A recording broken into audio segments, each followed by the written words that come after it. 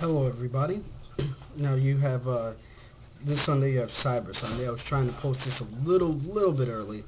Um, Normally than I usually do, I would say, because this is what I think the card will actually be. Even though there's still one Raw left, there can't be much build up into a Cyber Sunday, being the fact that it is a vote-in pay-per-view and things like that. There will be a small second part to this video on some other things I want to talk about. And maybe if I don't get it to time with this, because I ran over a bit last time trying to do this video. But you have the Divas Halloween costume contest, which you can vote for after the competition. You have Beth Phoenix versus Brie Bella versus Candice Michelle versus Eve Torres versus Jillian Hall versus Kelly Kelly versus Layla versus Lena Yada versus Maria versus Maurice versus Michelle McCool versus Mickie James versus Natalia versus Tiffany versus Victoria. That's a lot of women. Okay, to me this makes no sense for even heel women to be in, to just the way the contest is set up. But to me, this would be the best place to have to show who Brie Bella's twin sister is. To have her come out alongside Brie Bella and win the costume contest. It would really kind of put her over, things like that. Because you know, the little hidden American fantasy about the twins, things like that. That's why I think they should do it here. You have your next match probably be, or not next match, the next match on the card I have is the tag team match. Fans voting for the tag team. You have William Regal versus Layla versus Jamie Noble. William Regal and Layla versus Jamie Noble and Mickie James. To me, if this were to happen, Regal and Layla would get the win. Now you have Morrison and The Miz versus Cryme. I think Cryme would get the win here. And you have Rhodes and Dibiase versus Punk and Kingston for the World Heavyweight title, which I do think the fans are going to pick. Now, in this type of match, well, through this whole pay-per-view, it's good when someone wins a title. You had Shelton Benjamin, who won the Intercontinental title, things like that, from Jericho a few years back. Things like that. That's what makes this pay-per-view so great, that you can actually pick the champion who you want. If this were to happen, I would say Rhodes and Dibiase would retain, to make that struggle for Punk and Kingston that much stronger. You have Matt Hardy and any of your three choices for the ECW Championship.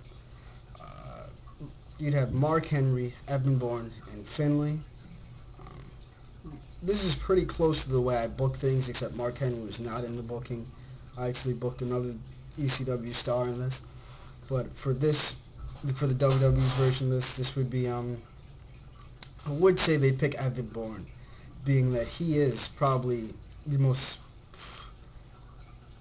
uprising person in ECW, besides probably Matt Hardy.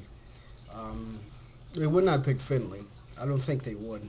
But he would get the second amount. I think he'd get the second. Mark Henry, I don't know who really wants to see Mark Henry and Matt Hardy face off for like the 5th or 6th time. They kind of killed that off really quickly, so I'd pick Matt Hardy to retain against anyone. You have Rey Mysterio versus Kane in a very tiredless feud. I can't even call it a feud. I could call it a rivalry, and it's not even a good one at that. You have the Falls Count Anywhere match, the No Holds Barred match, and the 2 out of 3 Falls match. It doesn't matter really what any of these pick. They're going to stay with the situation that they're going to stay with, and that is Kane. I think Kane is going to win this, even if they have to build it into a certain... they have to build speed up for this, whatever it is, whether it be a rivalry or a feud. It has to really... Kane has to go over at some point, really. Clean over. I do think they'll pick Falls Count Anywhere, though. You have The Undertaker versus The Big Show. This is the only match that you can vote for on WWE.com. That's right, they want you to pay $1 per vote. Being that there's 8 matches, or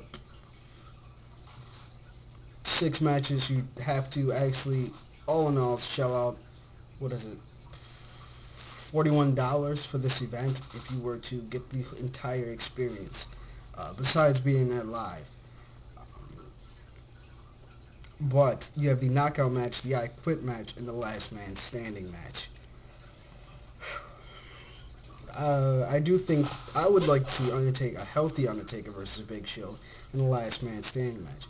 This feud can be a lot better than what they're making it, but I see where they're going. Big Show is going to win this to make it a lot harder for Undertaker to actually bounce back. And I'm hoping that this, whatever the match be, as brutal as it is, give time for the Undertaker to take a break from the WWE so he can get healthy and have the best matches possible. You have the singles match for the singles match or triple threat for the WWE Championship.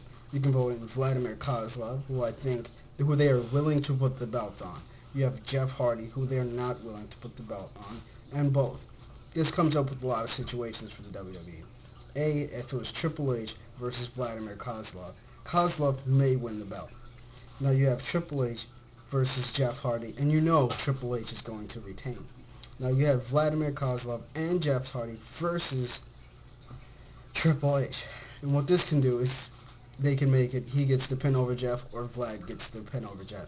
Either way, if Jeff is in this match, he is going to get pinned. But those are just my situations, and that's what I think what will happen for those matches. If it is a triple threat, I will call that, say, finally, that Triple H will retain. You have Santino Marella versus, for the Intercontinental title, either Roddy Piper, Goldust, or Honky Tonk Man. I can tell you right off the bat, Goldust is not going to win this. Roddy Piper, probably the second best. First best, what people are most likely going to go for, is the Honky Tonk Man, because that's what they've been really putting in front of you, and that's probably what you want to see by now. That's why they do things before this pay-per-view at all. The three weeks that they have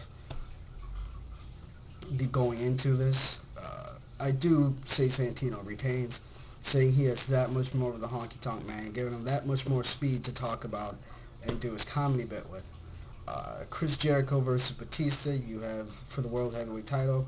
This is the toughest one. You have Randy Orton, Shawn Michaels, and Stone Cold. Randy Orton is not going to win this. He pretty much isn't even involved in this.